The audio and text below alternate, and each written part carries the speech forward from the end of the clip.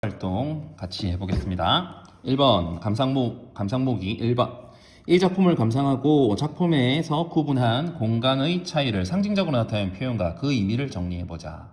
자, 1번 이 내용 중요할 것 같습니다. 자, 공간이 대조적으로 보이고 있습니다. 자, 철거민의 주거지, 그리고 개천 건너 주택가. 우리 그 그림 기억 떠올리시나요? 그 교과서에 나와 있는 그 그림 있죠? 그 그림을 떠올려 보세요. 철거민의 주거지와 개천 건너 주택가. 무슨 냄새가 나는 것 같지 않아요? 네, 냄새로 표현되고 있습니다. 고기 굽는 냄새. 반면에 이쪽에는 뭐가 들어오면 좋을까요?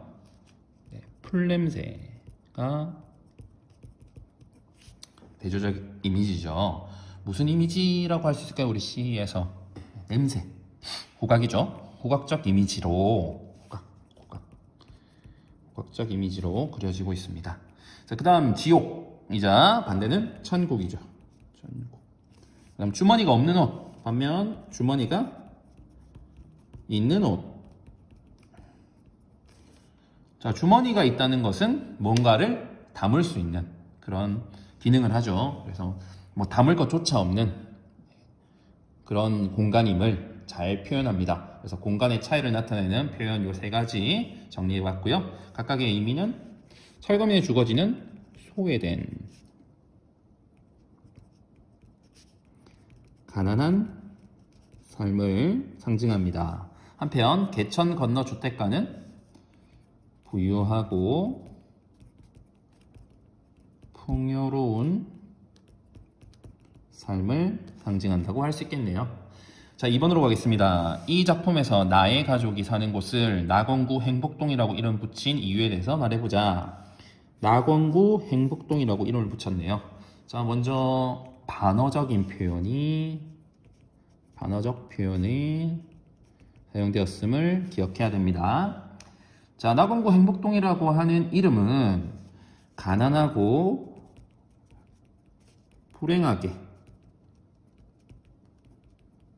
살아가는 나의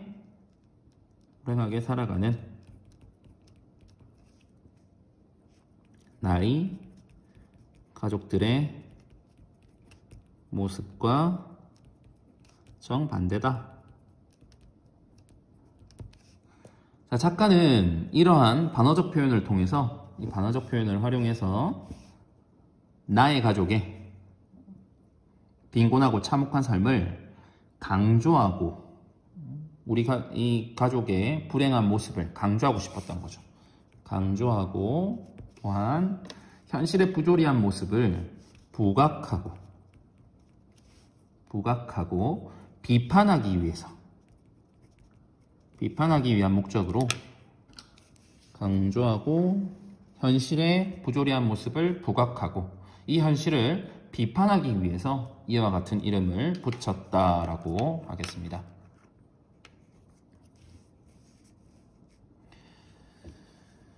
자, 다시 한번 정리해 볼게요. 나건구 행복동이라고 하는 이름은 가난하고 불행하게 살아가는 나의 가족들의 모습과는 정반대다. 작가는 이러한 반어적인 표현을 활용해서 나의 가족의 빈곤하고 참혹한 삶을 강조하고 현실의 부조리한 모습을 부각하고 비판하기 위해서 이와 같은 이름을 붙였을 것이다 라고 하겠습니다. 여기서 여러분이 꼭 기억해야 할 것은 이 반어적 표현이라고 하는 겁니다. 자, 그 다음 작품의 비판적 수용.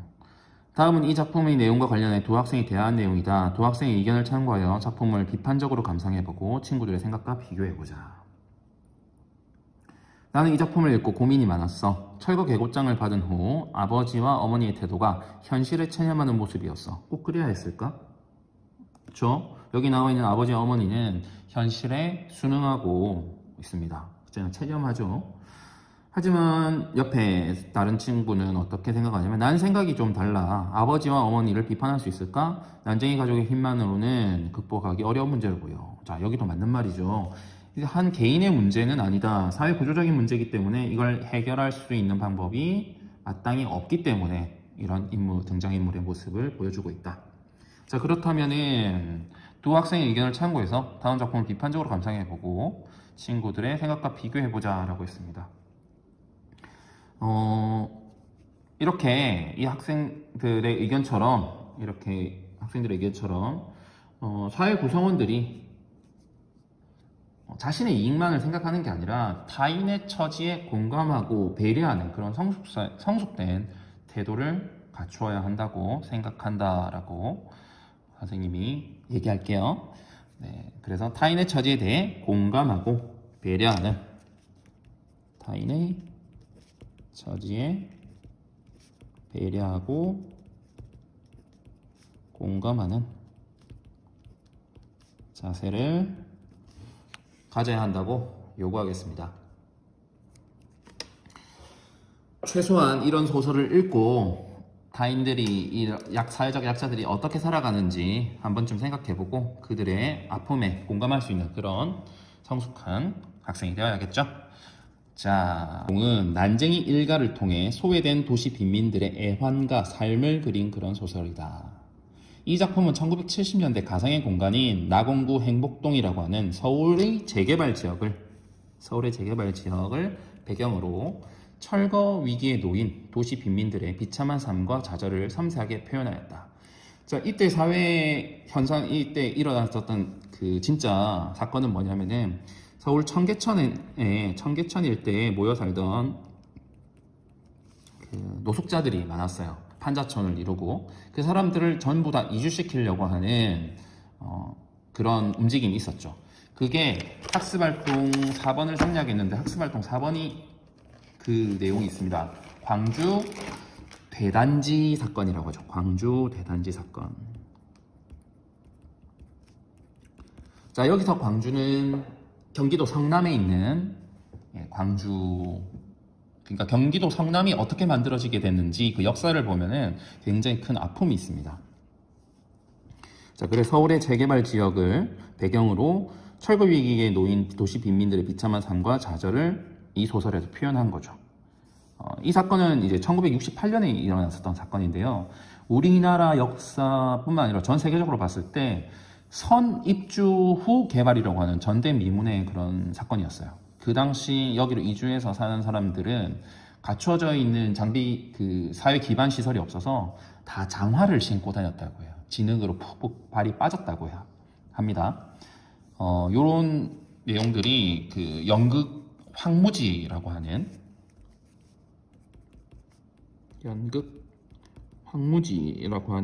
그런 연극으로도 만들어졌고요.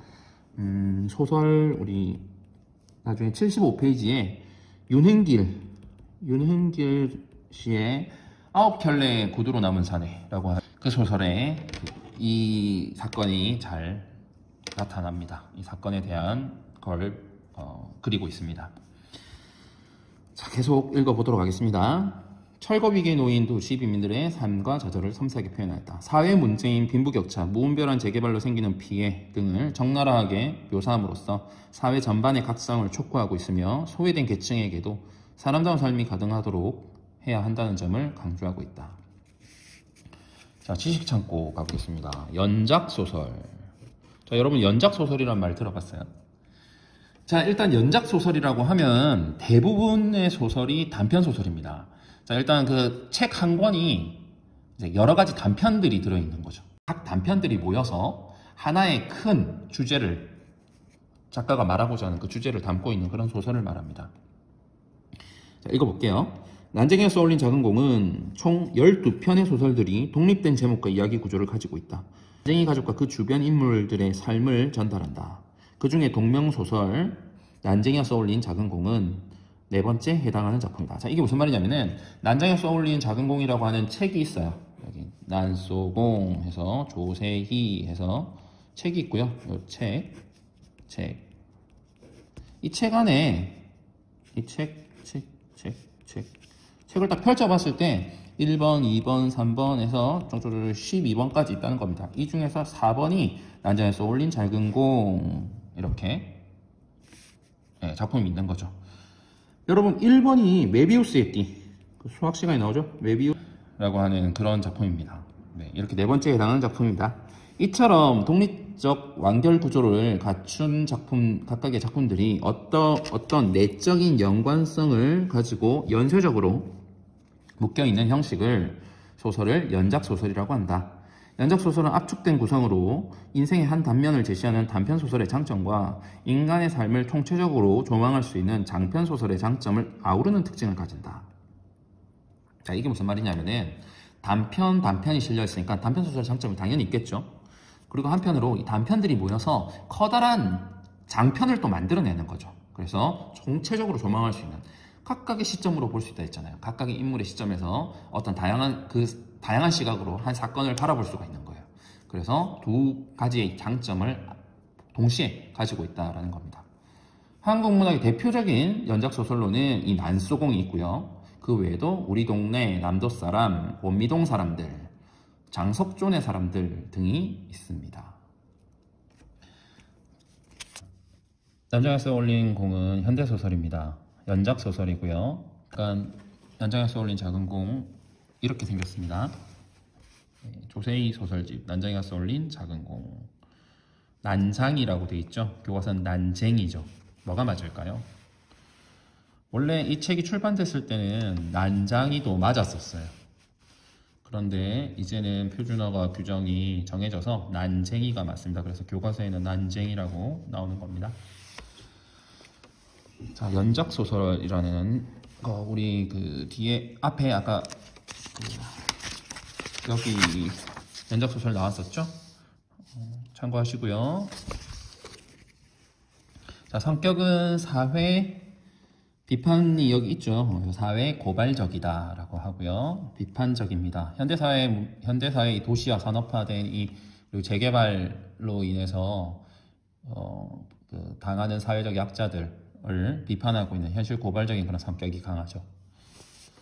배경은 시간적 배경은 1970년대고요. 서울의 재개발 지역 낙원구 행복동이라고 하는 가상의 공간을 설정했습니다. 이 낙원구 행복동은 반어적인 표현이다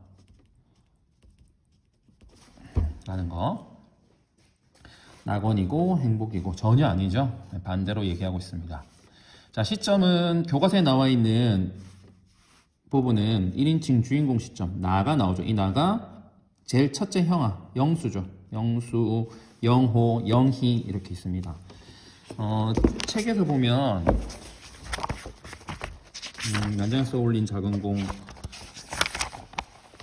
전체 이렇게 구성이 이렇게 있죠. 전체. 그 중에서 난장에서 올린 공은 네 번째 이야기입니다. 80페이지부터 145페이지니까 대략 한 60페이지 정도 되는 소설인데요. 교과서에 실려있는 부분이 이렇게 난장에서 올린 작은 공 1 이렇게 시작해요. 그래서 사람들은 아버지를 난장이라고 불렀다 이렇게 시작하죠. 그래서 교과서가 앞부분이 실려있는 겁니다. 그래서 철거 계곡장까지 나오고 우리 그 노비문서 나오는 부분이 있죠. 그리고 쭉 넘어가서 다들 입주권을 팔고 있나요? 영인에도 서두르세요. 네, 여기까지 지금 교과서에 나와 있죠. 그 뒤로는 다 중략되어 있습니다. 하략, 끝 생략되어 있죠. 그래서 여기 1이라고 하는 부분 보이시죠? 1. 이 1은 시점이 영수의 첫째 아들 영수의 주인공 시점으로 되어 있습니다. 자, 2도 있고 3도 있어요. 2는 영호, 3은 영희 이렇게 시점이 나뉩니다. 제재는 난쟁이 가족의 궁핍한 삶이고요. 주제는 도시 빈민들의 궁핍한 삶과 좌절, 결국에 좌절하고 말죠. 그러니까 공을 하늘로 쏘아 올렸지만 그 공은 결국 중력에 의해 떨어지고 말죠. 그걸 이제 주제가 이제 이 삶과 희망을 갖지만 그 희망, 작은 희망조차 그 쏘아 올리는 작은 공, 그 희망조차 좌절하고 마는 그런 인물들을 보여주고 있습니다. 특징은 1970년대 산업화 과정에서 삶의 기반을 빼앗기고 몰락해가는 도시 빈민들의 삶을 다루고 있습니다. 1970년대 이 산업화 과정에서 그 재개발 지역에 살던 사람들을 이제 거기 아파트를 짓는다고 나는 명목으로 이제 다 쫓아내는 거죠. 그래서 이주할 수 있는 보조금을 주지만 이주할 수 있는 그 보조금으로 아파트를 살 수는 없죠. 게다가 이 주인공 가족은 난쟁이네 가족은 집에 전세가 들어있는 사람이 있어요. 그래서 전세금까지 빼주고 나면은 남는 돈이 별로 없죠. 그리고 그 명인의 그 명희라고 하는 마지막 부분에 나오는 명인의 집에서 이제 그 명희가 나중에 뒷부분에 나오는데 명희가 이제 죽어요. 그 명희가 이제 죽었을 때 통장에 남긴 돈이 한 19만 원 정도 있었대요. 그 중에서 15만 원 정도를 전세금으로 이제 빼줄 수 있게끔 명인애가 빌려준 그런 이름이 있었어요. 그래서 그 15만 원 정도를 갖고 나면은 남는 돈이 없을 거죠.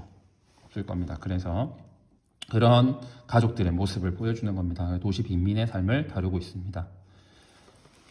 제목에서 보다시피 굉장히 상징적이고요. 그리고 반어적 표현으로 주제를 잘 드러내고 있습니다. 자, 전체 구성 1부, 2부, 3부 아까 1, 2, 3 있었죠. 그렇게 1부, 2부, 3부 돼 있고 교과서에 실려있는 부분 이게 이제 교과서에 실려있는 부분은 1부의 1부가 되겠습니다. 1부의 1부가 실려 있습니다. 서술자 나영수고요. 행복동이 재개발 지역으로 지정되어서 철거 계곡장이라고 철거하세요 라고 이제 명령하는, 안 하면 우리가 다 강제로 집행하고 돈까지 청구하겠습니다. 그 비용까지 청구하겠습니다 하는 그 철거 계곡장을 받게 된 거죠. 자, 2부는 서술자가 둘째인 영호의 서술로 그려지고요. 영희가 투기업자를 따라 가출을 하게 됩니다. 그리고 난쟁이 가족 집이 결국 철거되는 그런 내용이 실려 있습니다. 3부는요, 서술자인 나가 영희입니다. 그러니까 시점은 전부 다 1인칭 주인공 시점이 되겠죠. 그리고 영희가 투기업자에게서 입주권을 되찾아옵니다. 그리고 아버지가 공장 굴뚝에서 죽은 채로 발견됩니다. 자, 그 다음에 아버지는 달나라를 꿈꾸는 이상적인 인물이라고 할 수 있습니다. 교과서 부분에는 없지만 사실 여기 새로운 등장인물이 지섭이라는 사람이 있어요. 이 지섭이라는 사람은 여기 우리 그 개울 건너 이 편 잘 사는 동네 있죠. 거기에 가정교사로 있는 그런 인물입니다. 근데 이 지섭이라는 사람은 아버지랑 좀 말이 잘 통했나 봐요. 그래서 아버지는 책 읽는 걸 좋아하죠. 그래서 아버지가 앞에서 우리 아버지가 커버를 이렇게 포장지를 싸서 아버지가 무슨 책을 읽는지 궁금한 그 독자로부터 호기심을 자아내는 그런 부분이 있었죠. 나중에 이제 교과서에는 없지만 나중에 이제 그게 밝혀집니다. 1만 년 후에 세계라고 하는 책이었습니다. 미래가 아니고요. 1만 년 후에 세계라고 하는 책이었어요. 자, 그 다음 어머니는요, 남편과 자식을 위해 헌신하며 정이 많은 그런 분입니다. 맞습니다. 예, 맞는 말인데 선생님이 그냥 이렇게 개인적으로 읽었을 때는 이 어머니가 좀 정이 많다라는 부분에서 이제 뭐 명희 어머니라든지 그 주변 사람들하고는 이렇게 정이 좀 있던데 그 자식들한테 말하는 부분이 조금 아쉽더라고요. 자식들한테 좀 너무 냉정하게 말하는 건 아닌가라는 생각을 좀 했습니다. 엄마가 좀 조금만 더 따뜻하게 말해줬다면 이 자식들이 좀 더 삶의 희망을 가지면서 좀 더 이렇게 불행으로 가지 않고 어려운 가운데 속에서도 더 열심히 살려고 하지 않았을까? 오늘은 첫째 아들, 둘째 아들, 막내딸 이렇게 세 남매입니다. 영수가 첫째 아들이고요. 현실적이고 주관이 뚜렷하고 냉정하다라고 얘기하고 있습니다. 그 다음에 이제 영호는요, 둘째 아들인데 다혈질이고 현실에 대한 반감을 가지고 있습니다. 자, 그래서 좀 강하게, 우리 교과서에 나와 있는 것처럼 좀 강하게 표현하죠. 말도 거칠고요. 저항합니다. 현실에 대해서 저항하는 그런 인물이죠. 자, 그런데 뭐 행동으로 크게 보여준 건 별로 없어요. 한편 영희는 순수하고 여린 모습을 지녀서 우리 교과서에처럼 펜지꽃으로 그려집니다. 꽃처럼 순수하고 여린 인물인데 3부에서 이 영희의 그 행동들이 나오죠. 이 영희 순수하며 여린 모습을 지닌 거는 맞는데 실제 행동하는 그런 모습도 있죠. 행동으로 옮기는 그런 인물이기도 합니다. 한편 이제 2번으로 가서 철거에 대한 등장인물의 태도를 한번 봅시다. 난쟁이 가족이 살던 집이 철거되었죠. 자, 그걸 바라보는 이제 아버지 어머니는 이 현실이라고 하면 이 현실에 대해서 수능적인 태도를 보입니다. 어머니는 그냥 무기력하게 순응할 수밖에 없는 그런 모습을 보이고요. 아버지는 환상으로 도피하는 그런 경향을 보입니다. 자, 여기서 이 환상은 여러 가지 모습으로 등장하는데요. 아버지의 대사를 한번 잠깐 살펴볼게요. 자, 아버지는 이렇게 말합니다. 살기가 너무 힘들다. 아버지가 말했었다. 그래서 나는 달에 가서 천문대 일을 보기로 했다. 내가 할 일은 망원 렌즈를 지키는 일이다.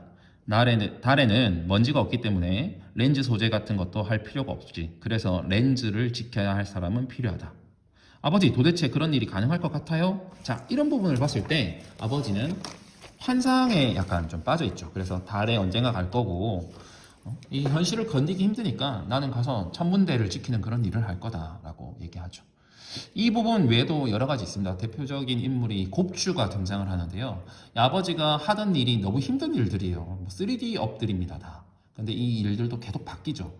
그러다가 어느 날 하루는 서커스를 하겠다 그래요. 그리고 어떤 곱추라고 하는 아저씨랑 함께 와서 그 서커스 일을 막 얘기를 합니다. 가족들은 당연히 반대를 하겠죠. 위험하니까요. 자, 그래서 아버지가 그 곱추 아저씨와 있었던 그런 반대를 해서 곱추 아저씨는 갔거든요. 그냥 거절되고 그 일은 안 하게 됐습니다. 그런데 아버지가 틈만 나면은 그때 얘기를 합니다. 곱추 아저씨 내일 오기로 했다. 그 아저씨와 난 서커스 하기로 했다. 등등 해서 약간 환상에 빠져있는 현실을 도피하고자 하는 그런 모습을 보여주는 인물입니다. 자, 영호는 철거를 거부합니다. 그래서 유일하게 현실 저항적인 모습을 보이는 그런 인물이라고 하겠습니다. 자, 영수와 영희는 지금 여기 나타나 있지 않은데 영수와 영희는 그러면 현실 수능적이냐? 그렇게 보는 게 좀 더 맥락상 영호와 동일하진 않죠. 영호는 이제 대놓고 겉으로 이제 현실 저항적인 모습을 보이고요. 영수와 영희는 그렇게 하지 않습니다. 그러다가 이제 아까 말했던 것처럼 영희는 결과적으로는 행동에 옮기는 그런 모습을 보이는 인물입니다. 자, 소재의 상징적 의미를 한번 보겠습니다. 신체적 장애를 가진 인물이다. 그 자체로 사회적 약자이면서 동시에 우리 사회에 소외되고 가난한 계층을 상징합니다. 자, 이 아버지는 키가 117이라고 하고요. 117cm. 몸무게가 32kg였대요. 난쟁이죠. 난쟁이. 자, 그 다음 나공구 행복동은 난쟁이 가족은 지옥과도 같은 그런 비참한 생활을 하고 있어요. 동네 명칭과 실제 삶의 괴리를 통해서, 괴리라는 단어 뜻 아세요? 괴리? 실제 삶과 그 동네 명칭이 차이가 많이 난다는 겁니다. 격차가. 그래서 실제 같지 않고 너무 다르다는 거죠. 괴리를 통해서 비참한 현실을 반어적으로 반대로 나타내고 있다. 이 반어를 통해서 좀 더 작가가 말하고자 하는 바를 강조하는 그런 효과를 가져오겠죠. 자, 풀냄새라든지 주머니 없는 옷은 난쟁이 가족이 좀 소외되고 가난한 삶을 살고 있다는 것을 의미합니다. 그 다음 고기 굽는 냄새, 주머니가 달린 옷은 반대죠. 여기 풀냄새와 고기 굽는 냄새의 반대, 주머니 없는 옷과 주머니 달린 옷이 또 반대죠. 좀 난쟁이 가족과 처지가 먼 부유하고 풍요로운 삶을 의미합니다. 그리고 풀냄새, 주머니 없는 옷과 대비되어서 소외된 빈민의 절망적인 삶을 부각합니다. 부각은 뭘까요? 부각은 여러분들 그 조각 이렇게 깎는 것처럼 이렇게 깎으면 이렇게 요철이 이렇게 올라오잖아요. 이런 것처럼 깎아서 강조한다. 그래서 삶을 더 잘 드러낸다. 이렇게 드러내는 거죠. 드러냄 이렇게 이해하면 됩니다. 절망적인 삶을 좀 더 잘 드러낸다. 자, 그 다음에 4번으로 가겠습니다. 작품에 반영된 사회문화적 상황. 도시화 과정에서 삶의 터전을 빼앗기고 몰락해가는 도시 빈민들을 그리고 있습니다. 그게 어떻게 반영되었는지 그려지고 있죠. 행복동 주민들이 철거 계급장을 다 받았고요. 입주권이 있어도 아파트에 결코 입주할 수 없는, 그래서 입주권을 싼 값에 팔 수밖에 없는 그런 상황이 그려지고 있습니다. 그리고 주민들 대부분이 행복동을 떠나서 다른 곳으로 결국 이사해버리는 그런 상황도 보입니다. 작품에 담긴 의미를 보겠습니다. 난쟁이가 쏘올린 작은 공이라는 작품의 제목은 동화적이고 아름다운 느낌을 준다. 하지만 작품이 제시된 강자가 약자를 억압하는 절망적인 현실과 약자의 비참한 삶은 제목과 대비되어 산업화 사회의 부정적 현실이 더욱 부각되는 효과를 발휘한다. 또한 작은 공은 난쟁이의 꿈과 소망을 나타내는데 쏘아올린 공은 결국 땅으로 떨어질 수밖에 없는 운명이기에 난쟁이의 절망과 좌절을 암시한다고 볼 수 있다. 자, 여기까지 하겠습니다. 여러분 수고 많으셨습니다.